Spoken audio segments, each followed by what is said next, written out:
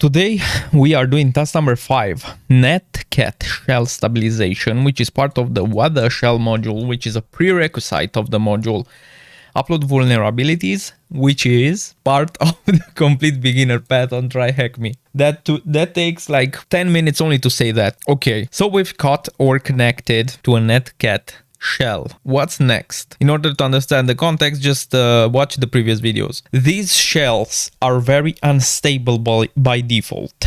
Pressing Ctrl C kills the whole thing. They are not interactive and often have strange formatting errors. This is due to Netcat shells really being processes running inside the terminal rather than being bona fide terminals in their own right. Fortunately, there are many ways to stabilize Netcat shells on Linux systems. We'll be looking at 3 here.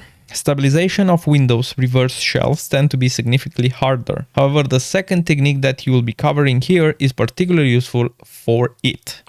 We have a technique 1 with Python, technique 2 with RLRep, and then technique 3 with SOCAT. Technique number 1, Python. The first technique we'll be discovering is applicable only to Linux boxes, as they will nearly always have Python installed by default. This is a 3-stage process.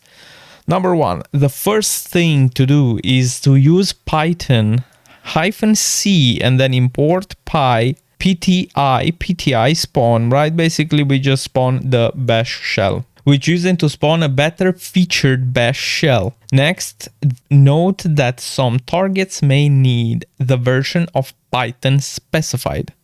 If this is the case, replace Python, this command, with Python 2 or Python 3 as required. At this point, our shell will look a bit prettier, but we still won't be able to use tab autocomplete or the arrow keys. Ctrl C will still kill the shell. Step 2 is to export the term xterm. This will give us access to term commands such as clear. Finally, and most importantly, the third step will be background. We will background the shell using Ctrl Z.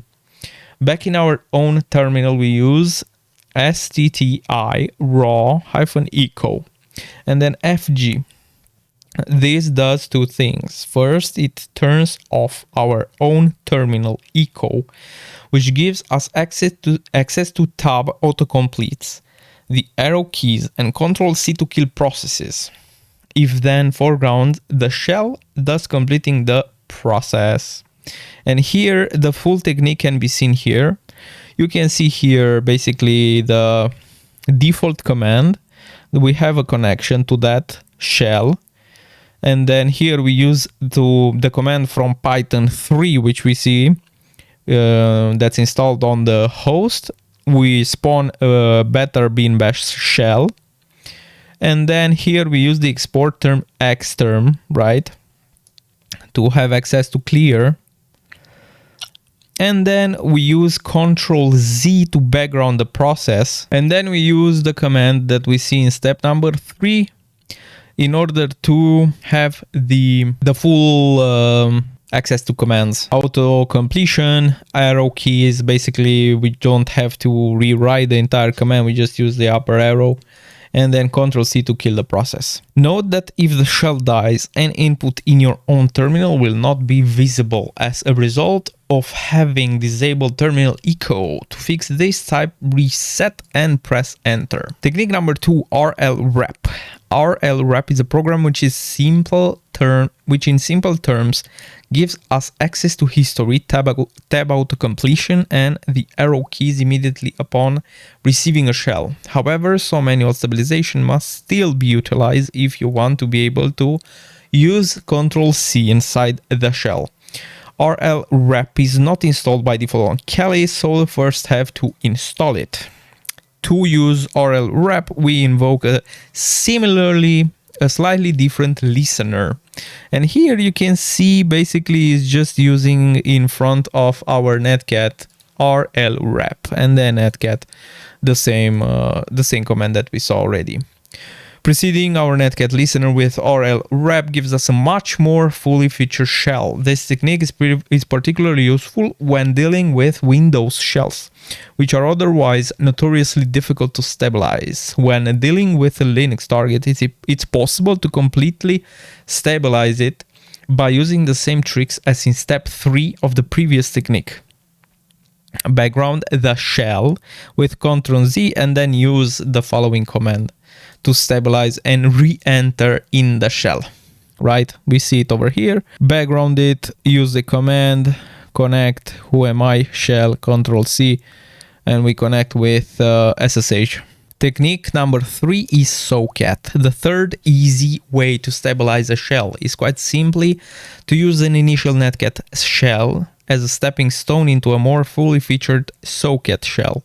Bear in mind that this technique is limited to Linux targets, as a Socket shell on Windows will be no more stable than a Netcat shell.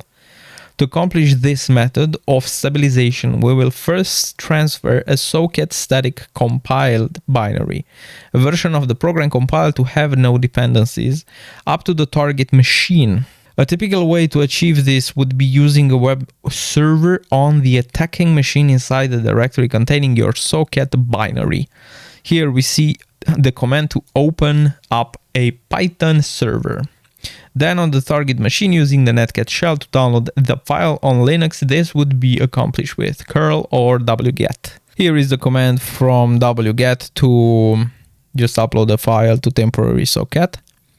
For the sake of completeness in a Windows command line interface, in the Windows command line interface environment, the same can be done with PowerShell using either invoke web request in a web request system class, depending on the version of PowerShell installed. And here we see the entire command, right? It's just invoke web request and then URI, the location of the IP. Basically, here is the location of our socket on our machine, and then here we have the output file where we want to store that in temporary, because it's basically in temporary directory. Basically everything is deleted after a refresh.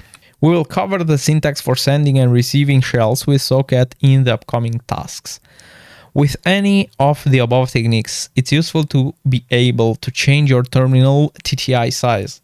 This is something that your terminal will do automatically when using a regular shell. However, it must be done manually in a reverse or a bind shell if you want to use something like a text editor which overwrites everything on the screen.